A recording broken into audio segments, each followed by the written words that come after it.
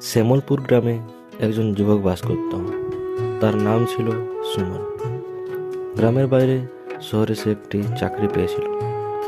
পরিবার থেকে দূরে চাকরি করার কারণে মাসের শেষে সে বাড়ি ফিরছিল। শীতকাল, মধ্যরাত, চারিদিকে শুনশান নীরবতা, আবহাওয়ায় হালকা কুয়াশা।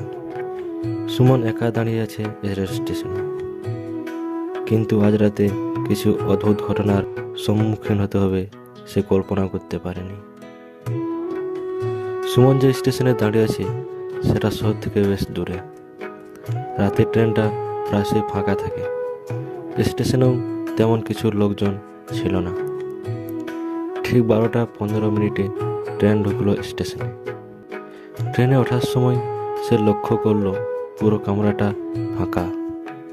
চারপাশে অদ্ভুত নীরবতা। কামরার বাতিগুলো মিটমিট করছিল। সুমনের মনটা একটু অস্বস্তিতে ভরে উঠল। কিছুক্ষণ পর ট্রেন চলতে শুরু করলো।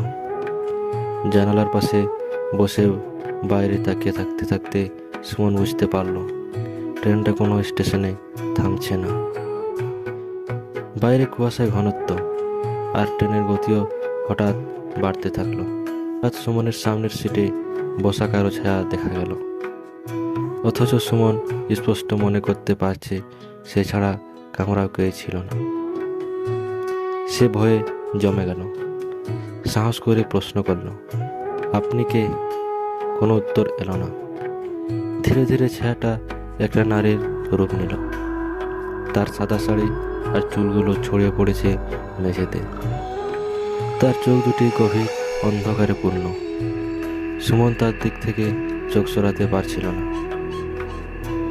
হঠাৎ করে মহিলা বলল, তুমি এই ট্রেনে কেন উঠেছ? তার কণ্ঠস্বরে শীতলতা ছিল। সুমন হয়ে বলল, আমি বাড়ি ফিরছি। মহিলা মৃদুল হেসে বলল, এই ট্রেনে কেউ বাড়ি পৌঁছাতে পারে না। সুমনের শরীর দিয়ে একটা ঠান্ডা স্রোত বয়ে গেল।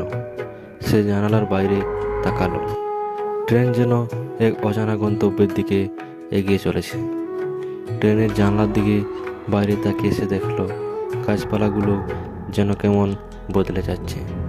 চারপাশটা প্রায় মিত্র। মহিলা আবার বলল, তোমার সময় শেষ। তখন সুমনের মনে পড়ে তার দাদুর দেওয়া তাবিজের কথা, যেটি শহরে যাওয়ার সময় তার দাদু তাকে দিয়েছিলেন। সে তাড়াতাড়ি থলি থেকে বার করে গলায় পরে নিল এবং দাদুর বলা মন্ত্র উচ্চারণ করতে লাগলো।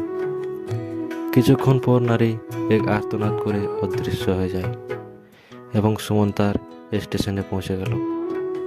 তারপর সুমন বাড়ির দিকে রওনা দিল। এরপর থেকে সুমন আর কখনো রাতে ট্রেনে ওঠেনি।